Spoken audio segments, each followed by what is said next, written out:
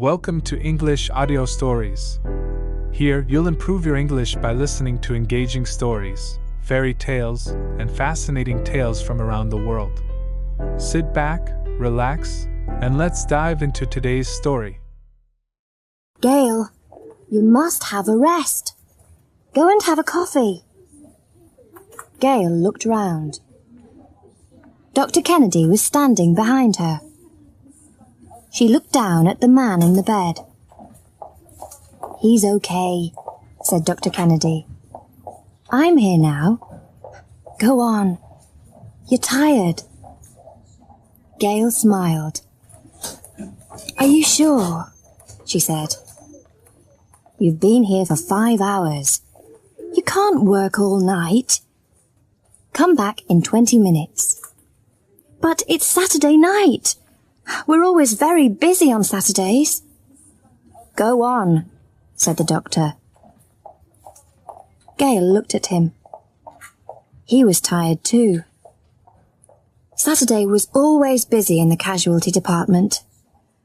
There were road accidents, fights, and all the other emergencies. "All right," she said. "I'm going." She walked to the coffee machine and bought a cup of coffee. Then she went to the small office for nurses and sat down. The coffee wasn't very good. She didn't like coffee from machines. Gail took a newspaper from the desk and opened it. She looked at 1 or 2 stories. They weren't very interesting. Then she stopped. There was a big picture of Alex Hale on the page. She liked his new record. What was it? Ah, yes, Midnight Party. She read the story. New face in Midhurst. Concert tonight. Alex Hale is singing in Midhurst tonight. Alex was the singer in the rock group New Face until last year. New Face had 6 top 10 hits in Britain, and they have sold over 20 million records in the United States. Alex left the group for a solo career in September. Since then, he has had 3 number-1 records, and he is the biggest star of the year. He is 23. His concert is at the Midhurst United Football Stadium at 9 o'clock.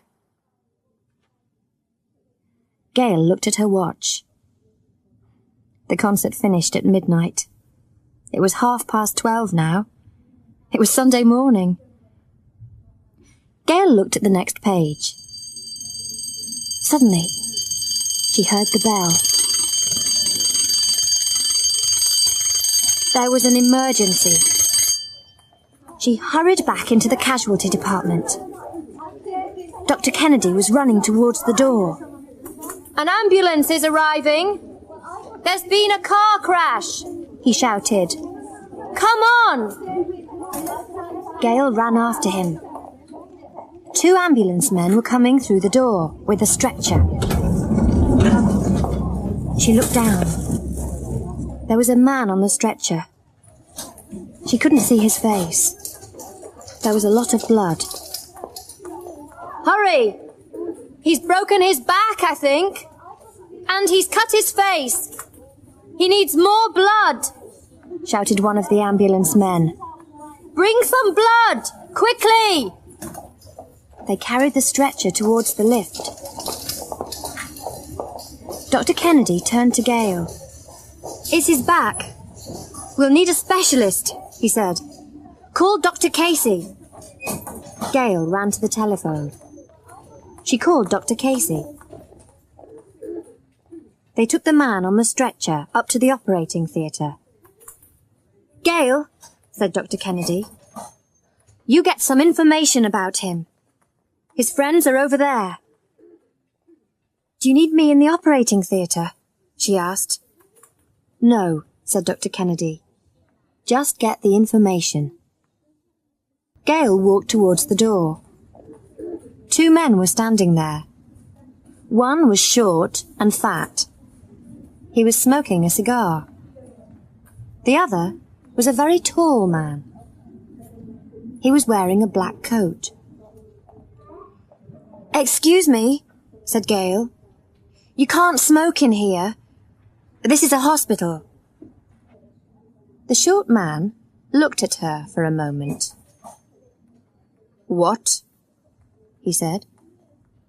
"You can't smoke in here. I'm sorry." The man threw his cigar on the floor. He put his foot on it. "Is that all right, nurse?" he said. Gail looked at the cigar. Her face was red. "I need some information," she said, "for the hospital. Can I ask you some questions?" "Questions?" said the man. "What questions?" "First, what's his name?" said Gail. The man looked at her. "You don't know?" he said. "Where have you been for the last year?" "No, I don't know," said Gail. "And I'm very busy. So what's his name?" The short man looked at the other man. "She doesn't know Alex," he said. "Everybody knows Alex," said the other man.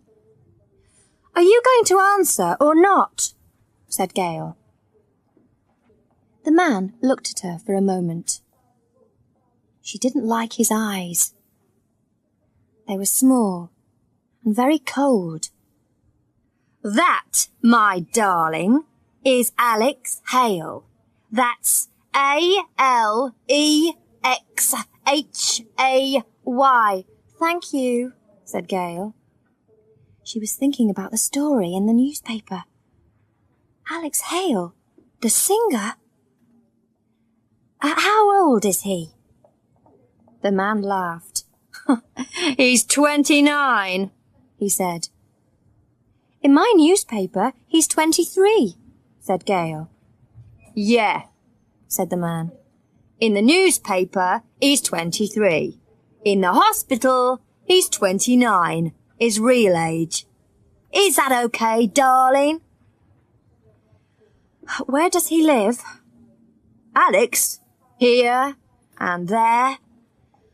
"I must have his address," said Gail. "Put the Holiday Inn Hotel, Marble Arch, London. He was there yesterday. He was going there tonight."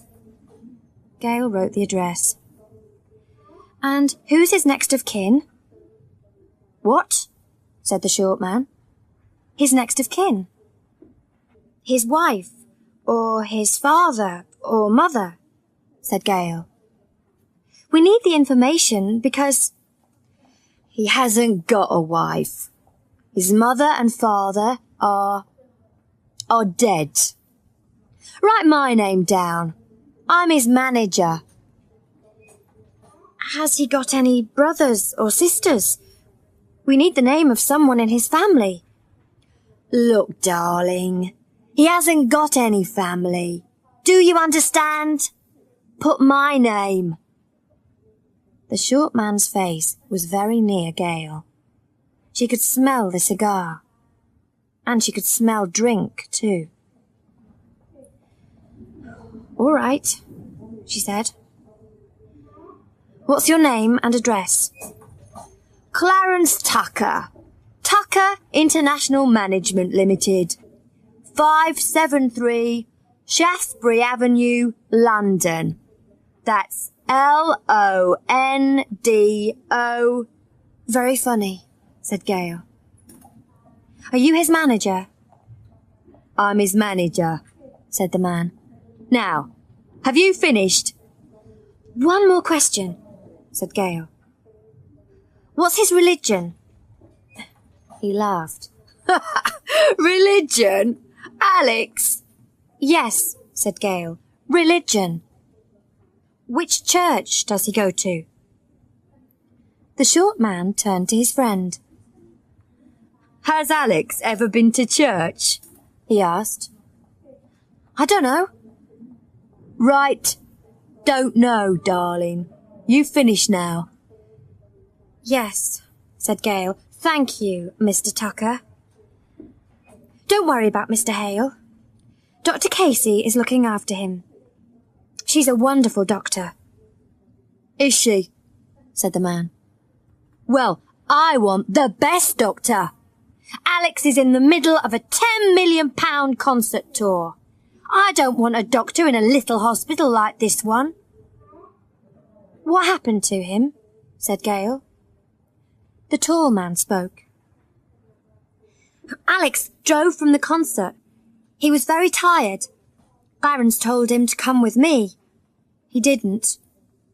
He was driving too fast. He crashed the car and... Be quiet, Roger, said Tucker.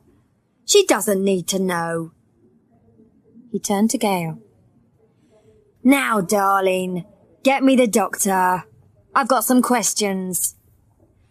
Well, Dr. Kennedy and Dr. Casey are very busy, said Gail. I can... Did you hear me? Shouted Tucker.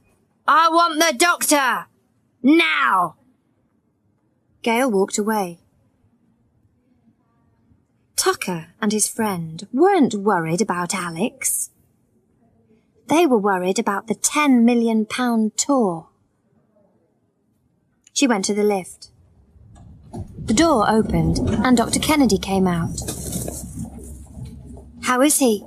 She asked.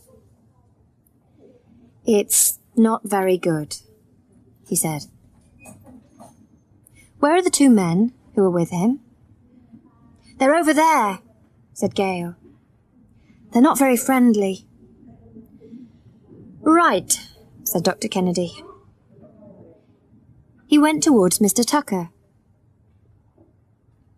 Are you the doctor? Said Tucker. Yes, I'm Dr. Ken. Right. I want a private hospital, not this one, said Tucker. When can we move him? You can't, said Dr. Kennedy. He's broken his back and he's in a coma. You can't move him. That's Alex Hale, said Tucker. He can't stay in a National Health Service hospital. We need the best doctors. We need a private hospital. He's got the best doctor, said Dr. Kennedy. Dr. Casey is a specialist and she's working in a little hospital in a little town, said Tucker. Look, my friend, Alex Hale is an international star. He sells millions of records every year and... Dr. Kennedy stopped him. And he's in a coma. He's in this hospital and you're not moving him. Good night. He walked quickly back to the lift. What's wrong with him? Said Tucker. Hey, nurse, can we have some coffee or something? Gail smiled. She was getting some tea for an old woman in the next room. The old lady's husband was in the hospital. Mr. Tucker, she said, this is a hospital, not a restaurant. There's a machine over there. Gail had to work until 6 o'clock the next morning. When she got back to the nurse's home, her friends were having breakfast. She told them about the car crash. Wow, said Penny. Alex Hale! I've got all of his records. Which room is he in? I don't know, said Gail. Look, it's 6:30. I'm going to bed. Good night. Or is it good morning? Gail woke up in the middle of the afternoon. She had to begin work at 10 o'clock on Sunday evening. She turned on the television while she was eating. She wanted to hear the news.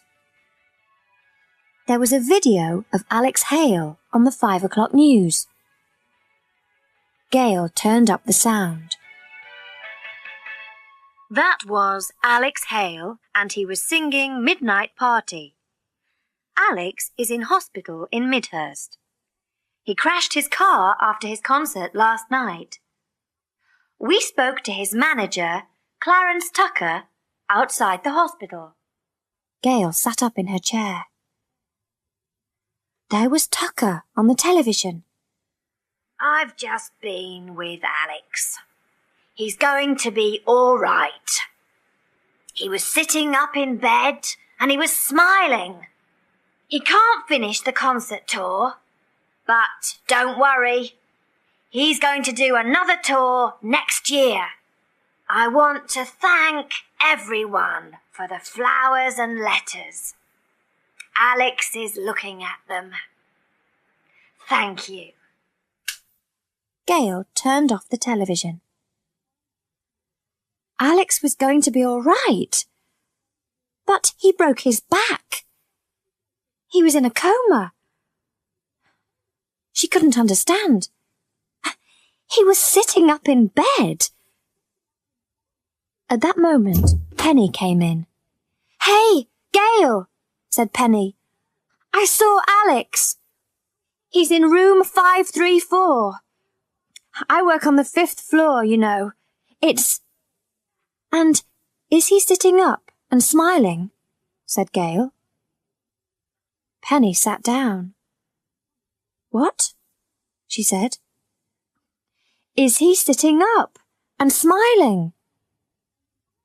"He's in a coma," said Penny. "He broke his back. You know that." His manager, Mr. Tucker, was on television. He said, "Alex is sitting up and smiling." "Ah," said Penny. "I understand. Dr. Casey spoke to us today. We mustn't speak to the newspapers or television about Alex. Tucker spoke to the head of the hospital. You can't see Alex's face, you know.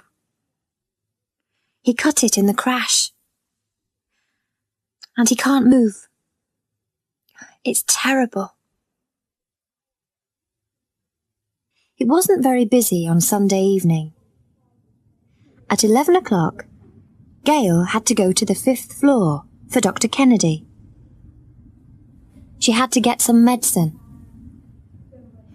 She got the medicine and walked back to the lift. Then she saw the tall man in the black coat. He was standing outside room 534. She stopped for a moment, then walked over to him. "Hello," she said. "What are you doing here?" "Oh, it's you. I'm waiting here. Mr. Tucker doesn't want any reporters or TV people near Alex," said the man. "Ah," said Gail. "Excuse me, I'm just going to have a look at him." She thought quickly. "Dr. Kennedy asked me to look at him at 11 o'clock. I'm late." "The nurse on this floor looked at him 10 minutes ago," said the man. "I know," said Gail. "Excuse me." She opened the door and went in. She closed the door carefully behind her. There was Alex in the bed. He was in a coma. She couldn't see his face. There were a lot of bandages round it. She looked at the machines round the bed. They were all right. She opened the door and walked out. The head nurse from the 5th floor was there. "Nurse," she said, "can I speak to you? In my office?" Gail looked at the man in the black coat. He was smiling. Yes, said Gail. They went to the head nurse's office. Sit down, said the head nurse. What were you doing in room 534? Why? Asked Gail. You don't work on this floor. Mr. Hale can't have visitors. This afternoon, about 20 nurses came to this floor. They wanted to see him. This is a hospital, not a rock concert. I'm from the casualty department, said Gail. I was there last night, when they brought him in. I was worried about him. I had to come here for some medicine. Dr. Kennedy wanted it. I just looked in the room. I'm sorry. I see, said the head nurse. Well, don't do it again. Do you understand? Yes, said Gail. I am sorry. She left the office and went towards the lift. The man in the black coat smiled at her. Good evening, nurse, he said, and goodbye. I'm not going to see you on this floor again. Right? It was 2 weeks later. Gail was working in the office in the casualty department. The telephone rang. Gail picked it up. Casualty, she said. Hello, this is Dr. Casey. Could I speak to Dr. Kennedy, please? Just a minute, said Gail. She went and got Dr. Kennedy. He picked up the phone. Gail sat down again. Kennedy here. Oh, hello, Josephine. What? But they can't. They have? When? No. And where are they taking him? Why can't they tell you? That's terrible. Yes. See you later. He put the phone down. He was very angry. Gail could see that. She waited. That was Dr. Casey. He said, Mr. Tucker has taken Alex Hale from the hospital. But he's in a coma, said Gail. Yes. They took him in a private ambulance. They're going to a private hospital. Dr. Casey is very angry. Gail often thought about Alex.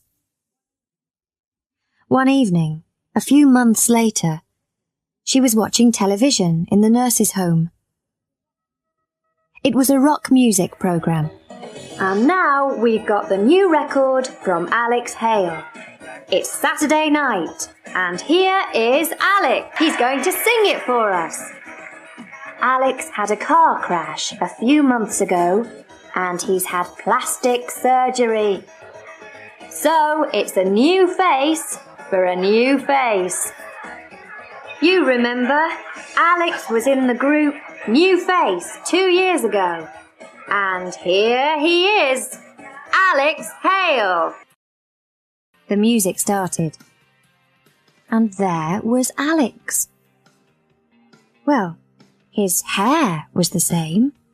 His clothes were the same. But it was a new face. Plastic surgery? Yes, he cut his face badly. But what about the broken back? What about the coma? Gail listened carefully. Then she stood up. That's not Alex, she said. It's not. Then she thought, but where is Alex? What's happened to him? When Penny came in that evening, Gail spoke to her about Alex.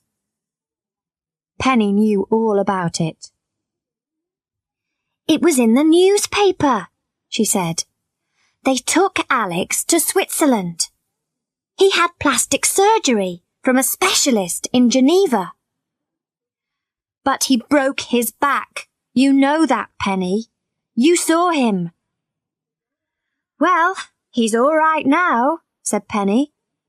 I've seen him on television. He was dancing. The next Saturday, Gail was shopping in Midhurst. She was looking for some new trousers. She went into a clothes shop in the high street and looked at some pairs of jeans. £55. Everything was expensive. She stopped and listened to the music in the shop. Saturday night. They were playing the record in all the other clothes shops that afternoon too.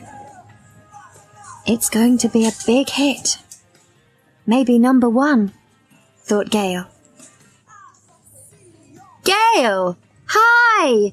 I haven't seen you for years. Gail looked round.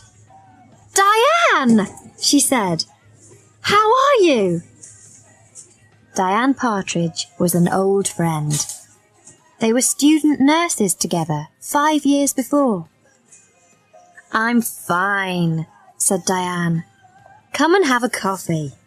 I want to hear all your news. They went to a cafe and got 2 coffees. Gail opened her handbag.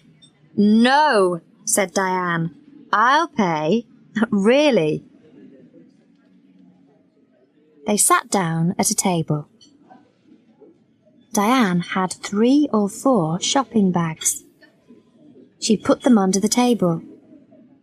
New clothes, she said. What are you doing now?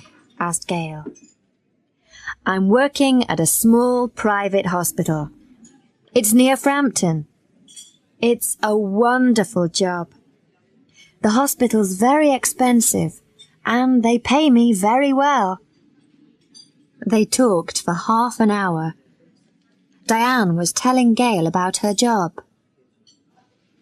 I like the job, but it's very sad sometimes, she said.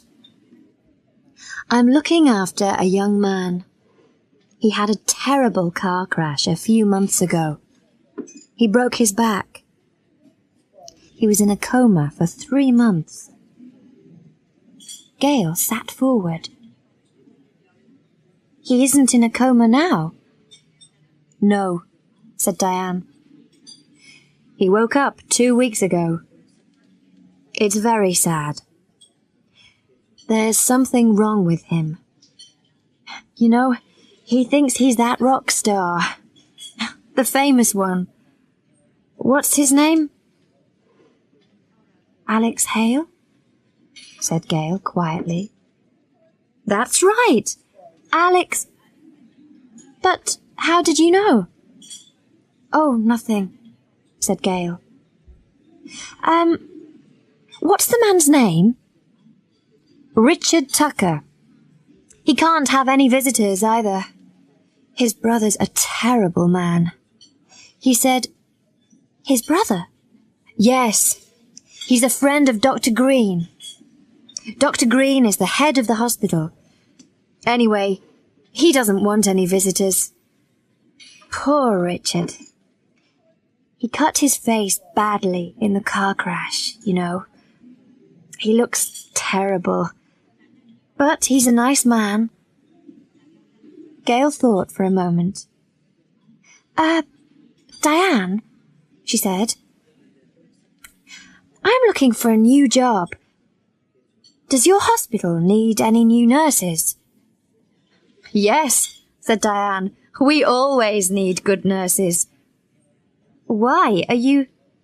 Can I come and see the hospital? Said Gail. All right, said Diane. Come tomorrow. It's Sunday. Dr. Green isn't there on Sundays. You can have a look at the hospital. Then maybe you can write to him about a job. Thanks, said Gail. See you tomorrow.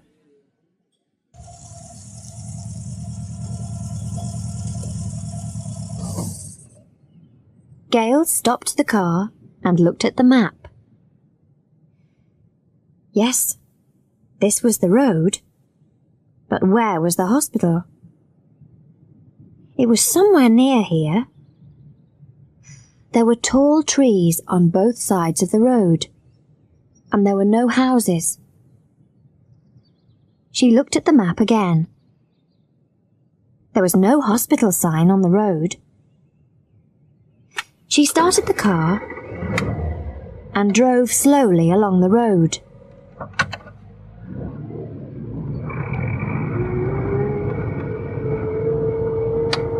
Then she saw a small road on the left. There was a sign on the corner. It was very small. Chamford Private Hospital.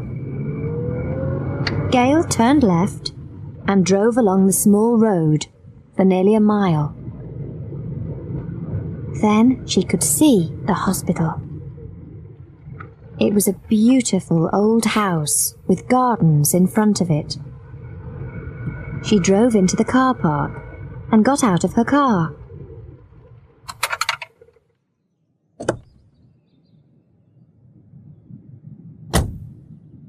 There were several other cars there. They were all expensive. A Rolls-Royce, 2 Mercedes, a Ferrari, and a Jaguar. She looked back at her old Mini and smiled. It looked very funny in the middle of all those big cars. Diane was waiting for her near the door. You're late, she said. Yes, sorry, said Gail. I couldn't find it. I like your uniform. Said Diane. The uniforms are beautiful. They're very expensive, you know. Maybe it was my map. I can't draw maps very well. I needed the map, said Gail. It's a long way from the village. Yes, it's very quiet here. Very quiet. This is the best time of the day for a visit. We always have visitors on Sunday afternoons. But there are never any visitors for your young man with the cut face, said Gail. What's his name? Richard Tucker, said Diane. No, he never has visitors. I told you that yesterday.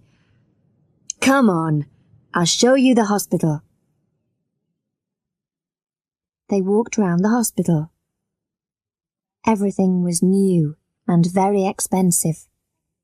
There were flowers everywhere. Where's Richard Tucker? Gail asked suddenly. Why? Said Diane. Oh, I was thinking about him. Can I talk to him for a minute? He doesn't have any visitors. I think that's very sad. He must be very unhappy. Diane smiled. All right. Dr. Green isn't here. Come on. He's upstairs. But just for a minute. The room was dark. Gail could see a man on the bed. She went to the light. She was going to turn it on. No, don't turn on the light. Please. She walked over to the bed. She could see his face. It was terrible. "All right," she said. "Hello, Alex." "What did you say?" "Hello, Alex." "But the doctors call me Richard. That's not my name. I'm Alex Hale. You called me Alex." "Yes," said Gail. She looked at him again. Alex was crying. "Tell me I'm not crazy. Am I Alex Hale?" "Yes," she said. "You are." She sat on the bed and held his hand. "Why am I here? I can't move. It's my back. I broke my back. Nobody comes here. Why?" "Have you got any family?" she said. "Yes, I've got a sister in Australia, Catherine, but she hasn't been here." "She doesn't know," said Gail. "Tucker hasn't told her." "Tucker? Where's Tucker?" said Alex. "He can't come in here. He can't." "You're afraid of Tucker." Alex was crying again. "I'm a prisoner," he said. "Who are you? You're not with Tucker, are you?" "No, I'm not," said Gail. "You needn't worry. Do you want to get out of here? Really?"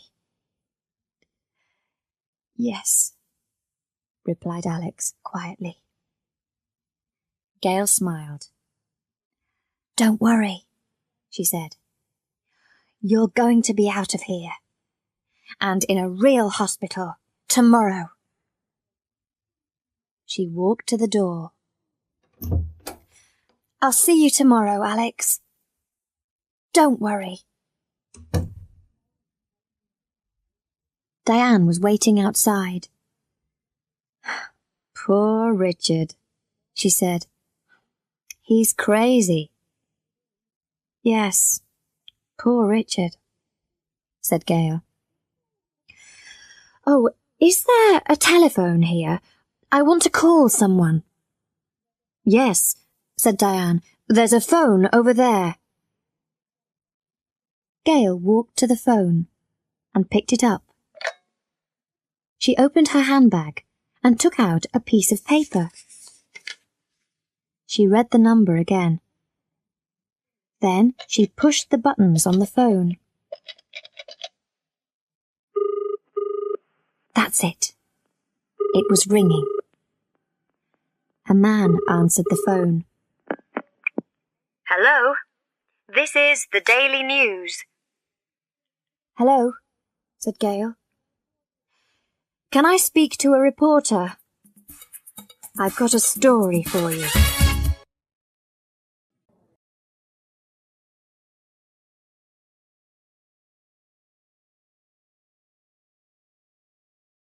Thank you for listening. If you enjoyed this story, don't forget to like, subscribe, and hit the notification bell so you won't miss the next one. See you in the next story.